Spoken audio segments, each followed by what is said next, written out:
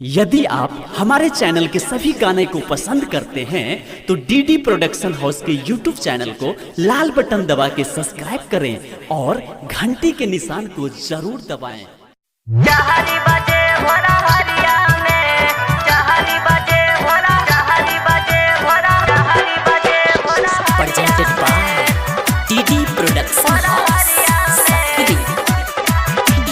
10 बजे से मिले बोला वाला सा हमके घोराया नरिया में, हाँ हाँ हमके घोराया नरिया में साखी, हाँ हाँ वही रहरिया में कचुमा लाई के छोड़ला सयारवा 4 बजे भोरा हरिया में, कचुमा लाई के छोड़ला सयारवा 4 बजे भोरा हरिया में, चुमा लाई के छोड़ला सयारवा 4 बजे भोरा हरिया में,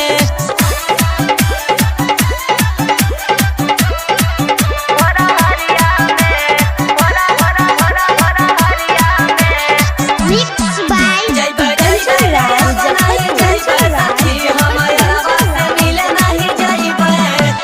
वढ़नी बिछावला सा वही जा सुतावला सा हमके धैया कवरिया में, हाँ हाँ हमके धैया कवरिया में साखी, हमके धैया कवरिया में कचुमा लाई के छोड़ला सयारवा 4 बजे भोरा हरिया में, कचुमा लाई के छोड़ला सयारवा 4 बजे भोरा हरिया में,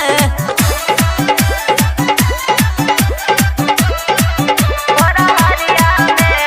भोरा भोरा भोरा भोरा हरिया में। Mixed by जय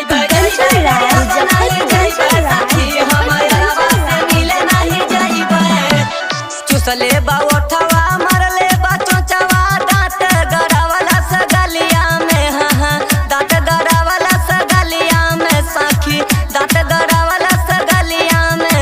कचुमा लाई के छोड़ला सयारवा 4 बजे भोरा हरिया में, कचुमा लाई के छोड़ला सयारवा 4 बजे भोरा हरिया में, भोरा हरिया में, भोरा भोरा भोरा भोरा हरिया में। Mixed by जय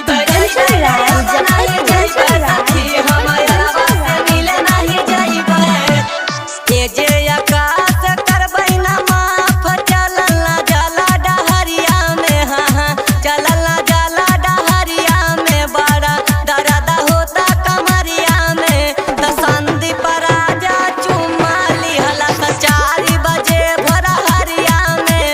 सूरज नीरा मोही चुमा लिहला 4 बजे भोरा हरिया में,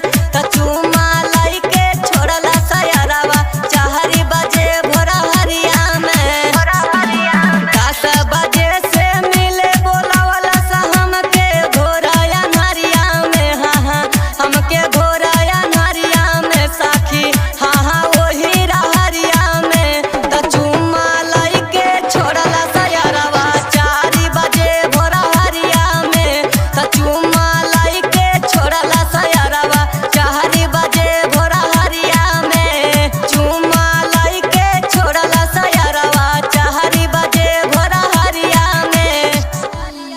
recording by DD production house Sakri 97 084 45 722।